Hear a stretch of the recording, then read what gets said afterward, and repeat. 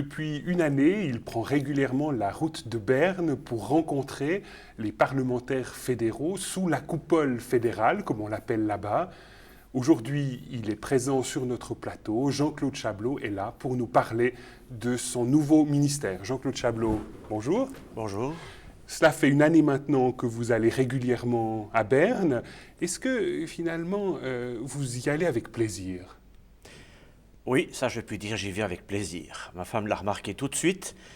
Après quelques journées passées là-bas, je suis revenu avec une très grande joie. J'ai le sentiment, en passant à la porte, l'une de ces très belles portes qui nous introduit sous la coupole, d'être à la maison.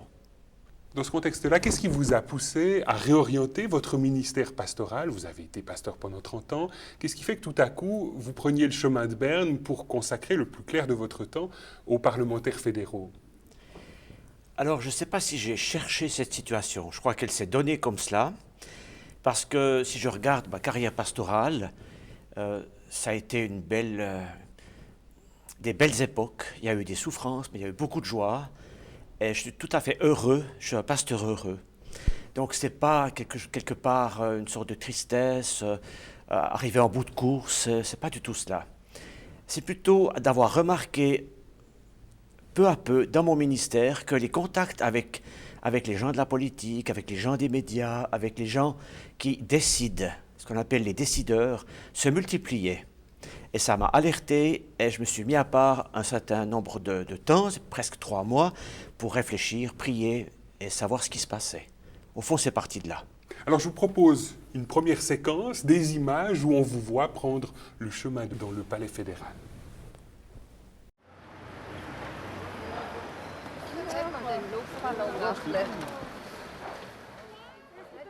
Je me sens en amont et auparavant j'étais en aval.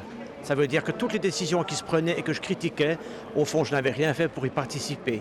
Ici, je ne suis pas dans un des deux hémicycles, je suis dans les coulisses, dans les corridors, dans les salles des pas perdus, et je prie pour eux, et c'est ma participation à la vie politique du pays. Je prie pour ceux qui font la politique. J'ai des prises de position, et je dois en avoir parce que les parlementaires ou les conseillers fédéraux que je contacte aussi me posent des questions. Comment est-ce qu'un chrétien évangélique réagit sur telle ou telle question ? Donc il faut quand même que je me renseigne, d'une part, que je suive un peu ce qui se passe et puis que j'ai mes opinions. Il y a peut-être peu de gens qui approchent les gens de la politique sans être intéressés par quelque chose, sans, d'une manière cachée peut-être, leur demander quelque chose. Moi vraiment, je viens offrir une oreille attentive, offrir un moment de paix aussi, où on échange.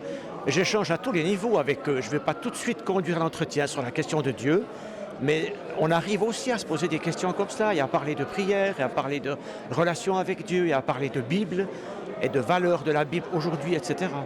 Et dans ma vie intérieure, je prie pour eux, et je les bénis, ce qui me paraît important de la part de Dieu, de bénir ceux qui font la politique du pays.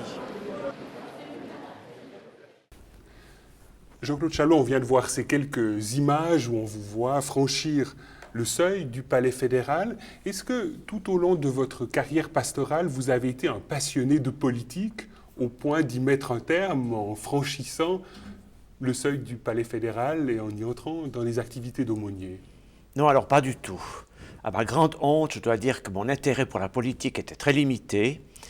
J'ai peu prié aussi pour les gens de la politique. J'ai peut-être prié une prière assez globale en disant « Seigneur, bénis-les, bénis leurs travaux, permets qu'ils conduisent le pays de la bonne manière ». Mais c'était tout. Il n'y a pas non plus chez moi maintenant l'idée de faire une carrière politique. C'est un tout autre niveau. Bon, vous êtes un homme de contact, vous êtes quelqu'un qui a le contact extrêmement facilement, mais est-ce qu'avec les parlementaires fédéraux, des gens très occupés, le contact a été facile à établir ou ça a été long et parfois un peu difficile ? Parfois, c'est difficile quand même. On dérange, on est un petit peu au milieu. Je crois qu'il faut avoir du tact et puis ne pas s'imposer quand quelqu'un traverse les couloirs au pas de course parce qu'il a quelque chose à faire urgemment. Je crois que ce n'est pas le moment d'essayer de lui parler. Il faut guetter les bons moments. Il y a des bons moments comme cela, à tout instant dans la journée. Donc il faut les guetter, il faut de la sagesse, il faut du tact, il faut une disponibilité. Plusieurs m'ont dit, vous êtes disponible, et c'est extraordinaire. Mais l'accueil est étonnamment ouvert. Ils sont tellement stupéfaits qu'il y ait quelqu'un qui vienne au Palais fédéral prier pour eux. C'est vrai que ça paraît un peu fou, c'est une sorte de gratuité folle. Absolument, absolument. Avec un homme des médias aussi, j'ai parlé de cela, il m'a dit, il voulait faire un film. Il me dit, on ne peut pas faire un film avec ça. Vous ne faites rien au Palais fédéral. Vous venez, vous priez, mais ça, c'est pas concret. Je crois que ça dépend tout le regard que nous jetons sur la prière. Alors je vous propose, Jean-Claude Chablot, une nouvelle séquence avec un représentant du Parlement, un conseiller national, POP, du Parti ouvrier populaire, qui donne une appréciation de ce que vous faites sous la coupole fédérale. Écoutez, je trouve très courageux de sa part, parce que, au fond, le Conseil national est un lieu où tout se passe très vite. Et puis introduire des moments, je dirais, d'intercession, de prière dans la vie quotidienne ici de ce Parlement, je trouve extrêmement courageux. Je vous avoue qu'on est tellement pris et surchargé de travail et de dossiers que prendre ce temps de la réflexion, c'est-à-dire d'un temps arrêté dans cette furie, je pense que c'est un défi considérable. Alors, je ne sais pas comment il le vit lui, comment il peut nous ressentir, mais nous avons plutôt tendance à, je dirais entre guillemets, à le fuir, pas à cause de sa personne et ce travail qu'il fait, mais parce qu'au fond, ça nous induit dans un autre comportement auquel nous ne sommes pas habitués. Et c'est dommageable, certainement. Parce que pour vous, il n'y a pas de place pour une sorte de spiritualité ici au Parlement, c'est difficile. Dans la manière dont on travaille ici, si nous étions, je dirais, à plein temps, la spiritualité aurait plus de place. Mais dans la manière dont nous travaillons en permanence, entre courses, entre le travail, le lieu de vie et cette présence ici à Berne, très franchement, j'ai un peu l'impression qu'il y a un peu notre mauvaise conscience. C'est-à-dire on le voit, et on se dit tiens, on pourrait vivre autrement. Il est le représentant de cette vie un peu différente, mais dans le fond, je crois que la plupart d'entre nous n'osons pas l'aborder. Jean-Claude Chablot, manifestement, Joseph Ziziadis n'y va pas par quatre chemins. Il parle de vous comme étant sa mauvaise conscience ou la mauvaise conscience de certains parlementaires fédéraux. Comment est-ce que vous réagissez à une telle appréciation de ce que vous faites, de la part, somme toute, de quelqu'un qui ne devrait pas nécessairement partager avec beaucoup de plaisir ce que vous mettez en place? Ça me surprend d'un côté et de l'autre pas tellement. Ça me surprend parce que je n'ai pas de choix anticipé politique, je n'ai pas de préjugés. Je vais vers chacun d'entre eux, depuis la droite extrême jusqu'à la gauche extrême, en passant par tout ce qu'il y a au milieu. Donc, ça me donne une ouverture. J'ai des convictions. Si on discute politique, j'exprime mes convictions, mais ce n'est pas cela qui me conduit vers eux. J'ai l'impression de faire un petit peu miroir. C'est ce qui passe, ça se passe avec la Bible, ça. On ouvre la Bible et puis tout à coup on dit mais quelle horreur, parce qu'on se voit dedans. Ça, je pense que c'est un premier pas. Le pas suivant serait qu'ils puissent découvrir dans ma personne, dans mon attitude, dans ce que je dis, dans ce que je suis surtout, quelque chose du Christ. Ça serait un pas suivant, ça. Mais les contacts que j'ai avec ces messieurs et ces dames, c'est tellement ouvert dans tous les domaines. Je ne suis pas tellement surpris de cette réaction. Mais concrètement, ça se passe comment? Vous offrez simplement une écoute? Alors, j'emploie les 3 S. Dans l'armée du salut, on dit soupe, savon, salut. Moi, je dis saluer, sourire et servir. Je les salue. Comme j'ai appris leur nom, je dis leur nom, ce qui ouvre déjà quelque chose. Et puis je leur souris parce que dans cette maison, ce n'est pas évident de rencontrer des gens qui sourient. Il y a beaucoup de sérieux. Et puis il y a aussi beaucoup de questions qui sont tellement difficiles. Alors, la salutation et le sourire, ça ouvre. Pour moi, ça ouvre ce que j'appelle l'amitié. Au fond, je leur offre une présence, une disponibilité et une amitié. J'ai fait partie, malheureusement, de ceux qui ont critiqué les politiciens auparavant. Je ne le fais plus, je ne le fais plus jamais. Parce que la plupart d'entre eux prennent au sérieux leur travail, ils empoignent les problèmes à bras-le-corps, ils font tout ce qu'ils peuvent, et s'ils n'arrivent pas, je ne crois pas que d'autres arriveraient mieux à leur place. Mais c'est aussi une situation idéale pour que Dieu puisse intervenir et faire quelque chose qui ressemble à un miracle. Si je leur parle de ça, ils ne sont pas très surpris. Ils disent « Ah oui, ben Dieu pourrait en faire un de miracle ».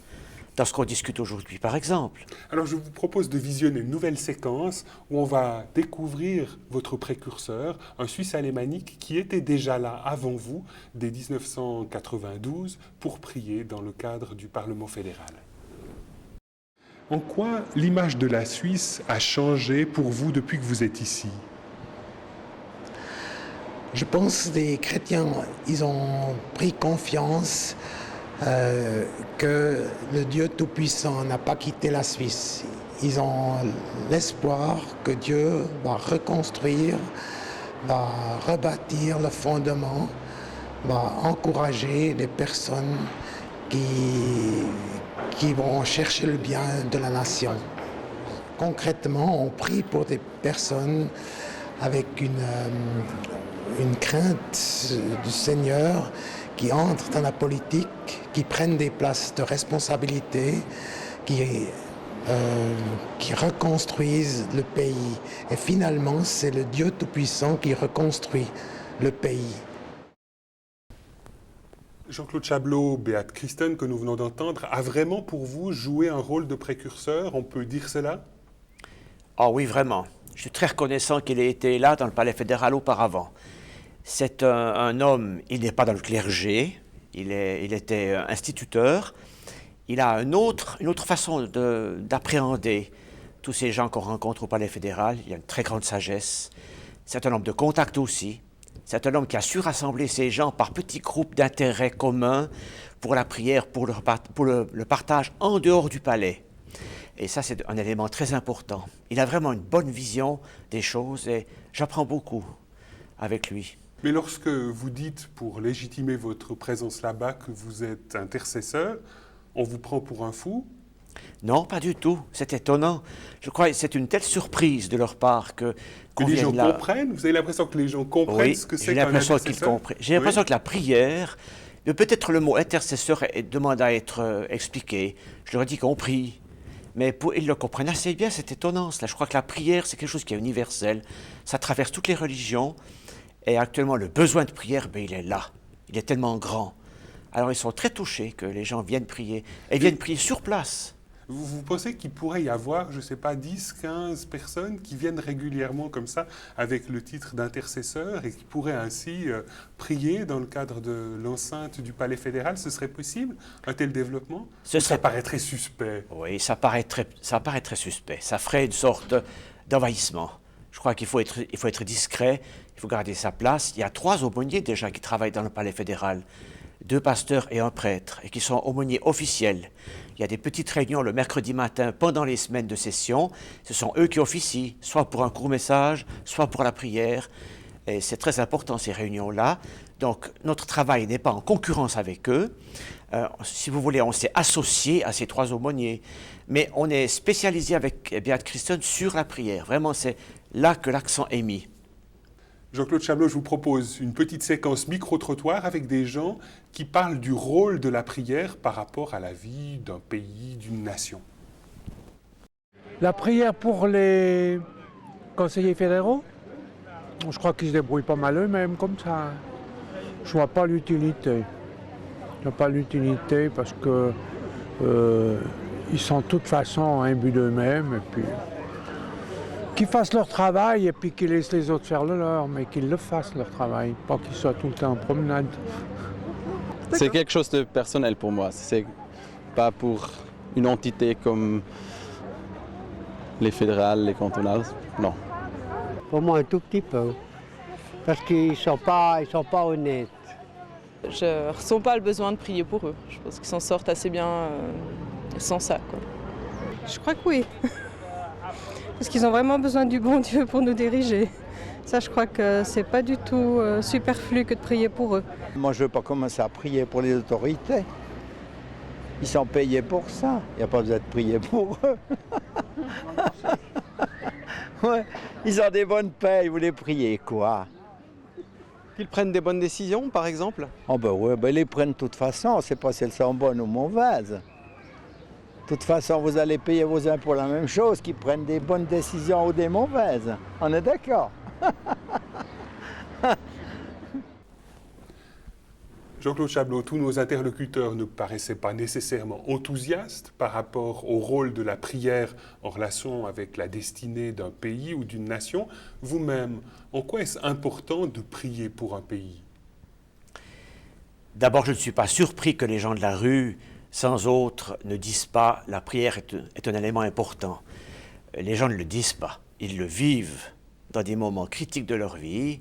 Tout à coup, on appelle Dieu, même si on n'a pas de relation avec lui. Donc, ce n'est pas très surprenant. Au Palais fédéral, on est en prise. On a affaire à des personnes qui sont dans des situations difficiles. On est au milieu d'une sorte de tempête. Prier pour un pays, maintenant, me paraît être un élément très important. La Bible nous encourage à prier pour ceux qui gouvernent. C'est dans 1 Timothée 2, et ce passage à l'époque concerne l'empereur romain, y compris tous les autres qui sont là autour de lui et qui dirigent la nation. Prier pour eux, c'est très important. C'est un ordre que Dieu nous a donné, et c'est même une priorité. J'exhorte donc, avant toute chose, à faire des prières pour ceux qui gouvernent, nous dit Paul. Alors, ce qui est intéressant, c'est que deux parlementaires que nous avons rencontrés partagent votre opinion et vous sont très reconnaissants de cette présence priante sous la coupole fédérale.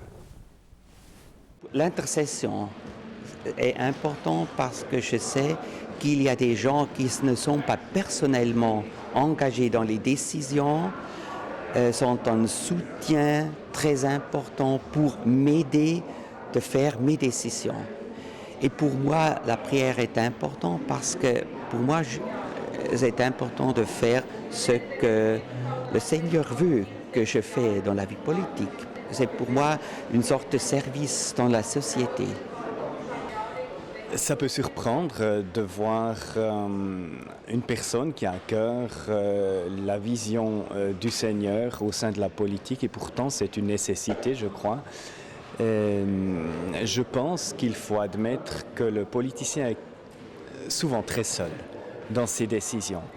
Et deuxièmement, je crois qu'il faut se souvenir que l'Évangile, les Saintes Écritures et la vision du christianisme a imprégné la politique de ce pays. Souvenez-vous de l'introduction du jeûne fédéral par les autorités quand le pays était en difficulté, et ce n'est qu'un exemple.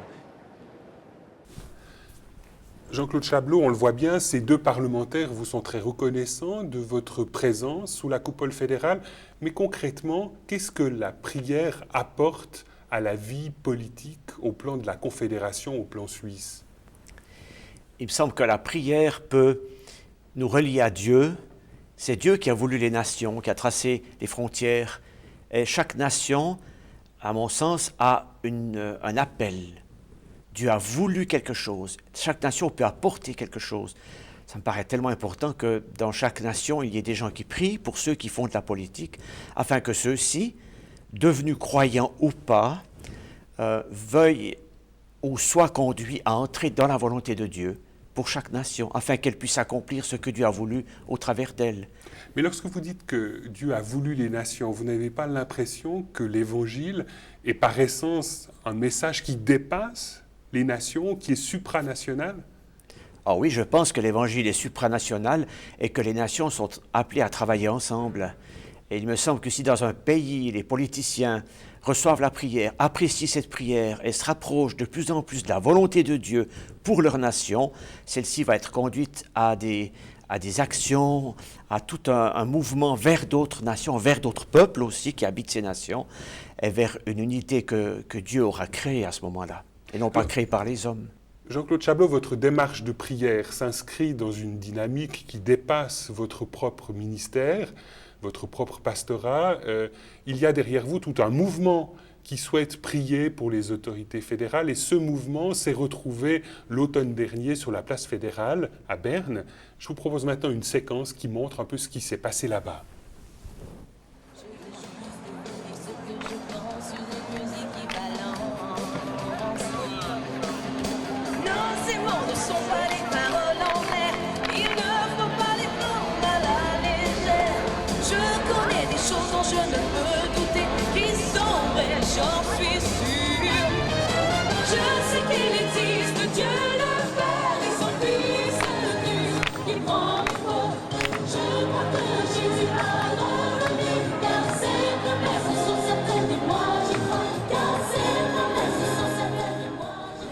per Mannentag sein. Jetzt gehe ich an den Bundesplatz zum Gebet. On va intercéder, prier pour nos autorités. Pourquoi? Parce qu'elles ont besoin de Dieu pour prendre les bonnes décisions. Wir wollen heute nicht Leute erschrecken mit diesem Aufmarsch, sondern wir wollen still, stellvertretend vor Gott stehen. Nun wird mein Kollege Jean-Claude Chablot auf Französisch Sie begrüßen.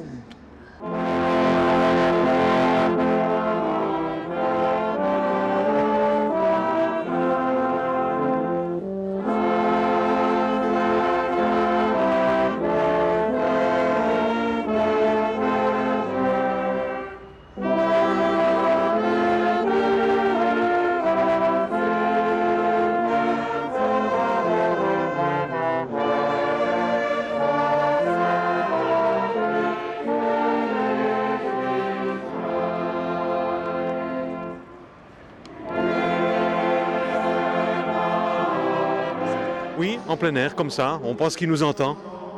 Priez pourquoi? Pour que Dieu intervienne pour notre pays, pour qu'il bénisse ce peuple, pour qu'il nous garde en paix et pour qu'il nous donne une possibilité de rester fidèles à ses commandements. Après, ça fait une différence. Je crois que ça fait toute la différence. Au travers de beaucoup de guerres, dont 2 mondiales. Et merci Seigneur de rester encore présent avec nous maintenant que nous nous éloignons de toi. Oui, merci pour toutes ces bénédictions. Amen. Tu es vraiment le Dieu bon, le Dieu miséricordieux. Et tu es venu me chercher, tu es venu en chercher beaucoup. Que je puisse à mon tour te donner la gloire qui te revient. Amen. Amen. Gloire à toi. Amen. Amen. Seigneur mon Dieu, je veux te remercier pour la liberté que nous avons. Mais la Suisse, elle va très bien. Ah ouais? Eh bien, il s'agit de gratter un petit peu le vernis et de voir un peu la rouille qui transparaît. Ne serait-ce que l'adoption par cette instance-là derrière d'un préavis autorisant l'avortement comme il est autorisé actuellement. Moi, je pense que ce beau vernis est en train de s'écailler et montrer le vrai visage de la Suisse. Il faut prier pour tout le monde, pas seulement pour le gouvernement. Aussi pour vous? Tout le monde, aussi pour nous. Vous avez besoin de la prière? Tout le monde a besoin. Si on a besoin, il y a tout le monde qui a besoin.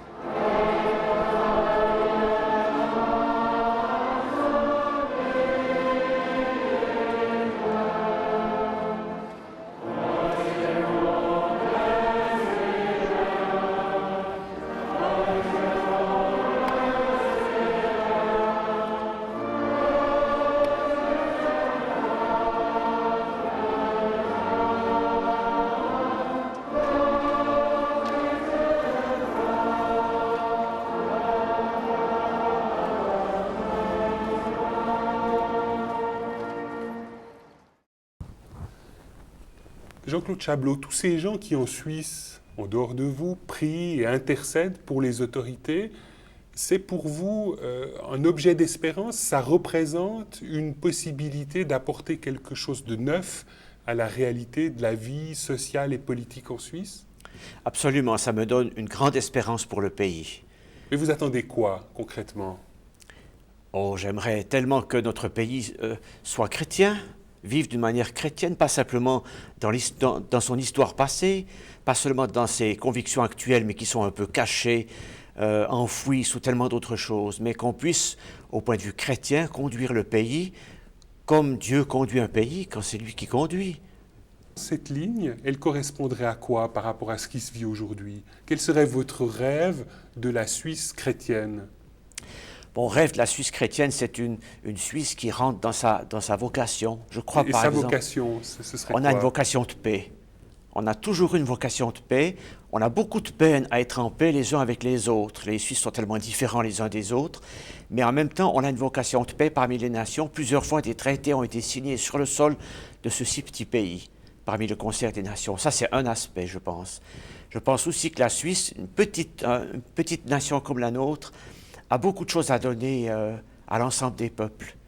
Et concrètement, ce serait un engagement humanitaire, un engagement de humanitaire, solidarité? Oui, tout à fait. Comme la Croix-Rouge qui est née sur notre sol, même si l'idée est venue du côté de l'Italie, à Solferino, malgré tout, je sens là que ça fait partie aussi de l'appel de la Suisse. Bon, le fondateur, c'était Henri Dunant, qui est un fruit du réveil religieux du canton de Genève, que Genève a connu au 19e siècle. Absolument, absolument.